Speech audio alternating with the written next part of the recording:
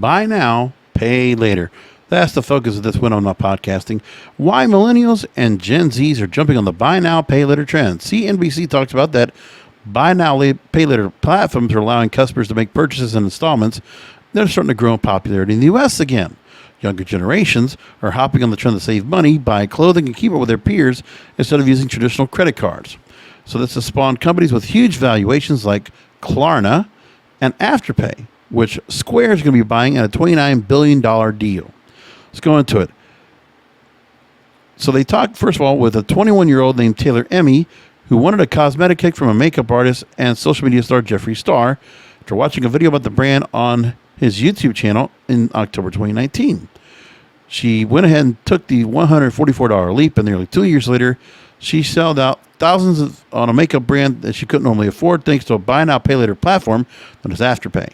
She says, quote, obviously, I really like the things and want to collect them, but I would have never been able to do it or have half of it without Afterpay.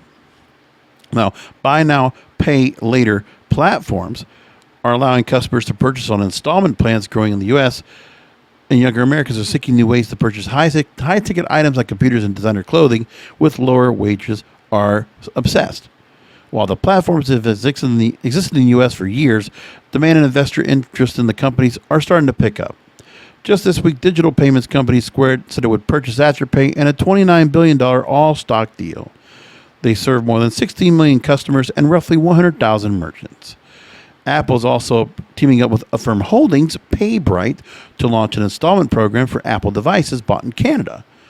Shares of Affirm went up public in January. So yeah, you want to buy an Apple iPhone or a MacBook Pro, you get an installment program for Apple devices thanks to this PayBright program. If it works well in Canada, it'll probably roll down to the U.S. Just watch out. And a lot of interest is coming from the younger generations. Millennials and Gen Zs turning to these various platforms instead of traditional credit cards with high interest rates. So CNBC has actually talked to several users of this buy now, pay later scheme for the story. They were drawn to the majority said they were drawn to the platforms for their convenience. At least 6 were convinced by peers or social media to start using the platforms, and the majority started within the last year. Now, how does it work? Platforms like Afterpay allow users to make big box purchases like a new MacBook without having to show the entire cost up front. Layaway, we used to call this back in the day. They typically let users pay in 4 installments over a 6-week period. Most also offer a companion app or web browser plugin to equip payment with the merchant's website.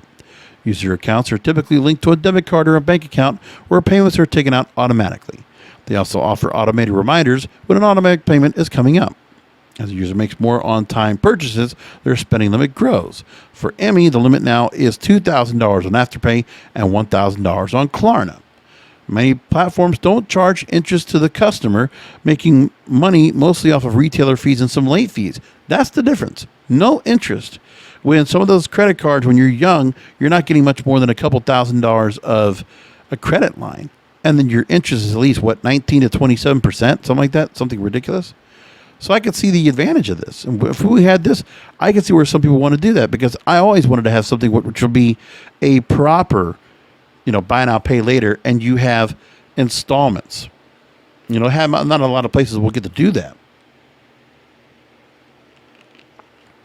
Plus, the other thing has to be considered is that some finance companies, especially if you're buying furniture or some big ticket items in like some electronics store or, appliance store, things like that, or furniture, they're going to put down an installment plan. But what they do is they stagger the installments so that you're paying a certain amount and then you're paying less every month. Because what's happening is they're leaving you inadvertently not realizing that you have a big chunk of money left over to pay off before the interest rate comes in, because you're paying for interest-free financing. But when the interest-free is expired, then whatever money you're left to pay, then you got to pay that off plus the interest, which is a pretty crafty, schemy gimmick. But this right here is actually being a little more honest about it. I'm still trying to figure out. So the money's being made on retailer fees and late charges. Affirm does charge interest on some transactions. And studies have shown that when consumers pay in installments, they typically spend more. Many younger consumers say they use buy now, pay later because they want new clothing or electronics and don't have the money.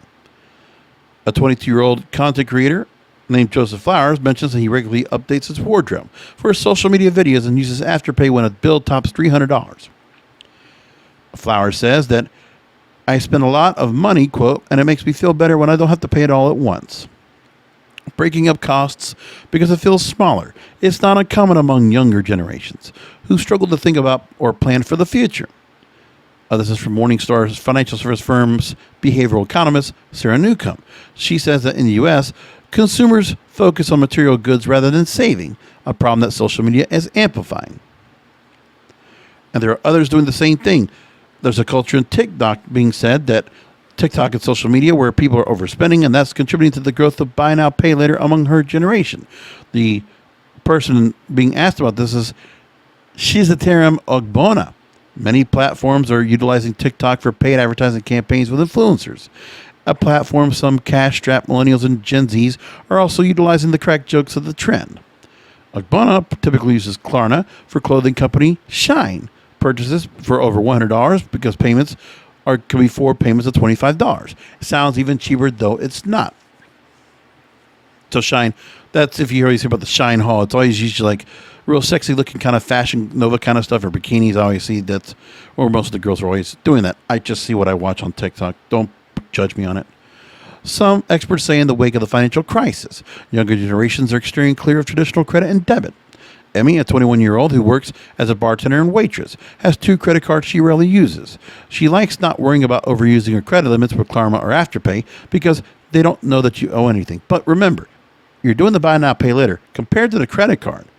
You know, the younger folks, the credit card doesn't work so well for you, but if you are able to build your credit, which is very important, and you're able to get your credit line up to a certain amount, you know, for me, I do pretty good.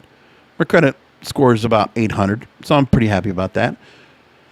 With that said, I am able to go ahead and qualify for certain credit cards. When you're up to a certain income level and your credit is pretty good and you don't have a whole lot of overaccruing debt, then you can get yourself a better credit card. And a better credit card, you could get a better interest rate. But even the interest rate regardless, if you're paying the card off, it's still the best way because then there's no interest to be had. That's if you're able to do it. But now, the other thing, too, is that if you're able to get a card with a good rewards program. So I have 3 cards. One that's for JetBlue rewards, and I have a number of flyer miles right now that eventually I'll get to use, so I can go ahead and use them on a flight whenever the pandemic kind of subsides altogether, and I can go international traveling. I did have one for Delta that I had used for a while. It was a MasterCard, and I was able to get all the flyer miles I wanted for that, and then I went ahead and got out of that and decided to get out. It was an American Express, as a matter of fact. And I decided to cancel out of it before, but I was able to keep the miles. So I was just using it just to get a perk. And what I have now is I have a PayPal cashback MasterCard, which that MasterCard for me gives me 2% back cashback on all purchases. And, you know, I've had the card for over a year. I use it for almost every purchase, and I make a good amount. And the JetBlue MasterCard I have right now, I do a thing where this is really good for credit cards.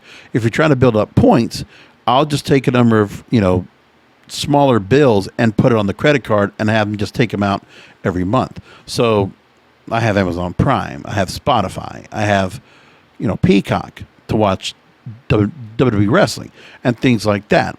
And then I have my health insurance bills in there. You know, I have a cell phone bill. All those kind of things are all into that credit card, and they're just getting automatically debited out, and then I just pay that bill off at the end of the month.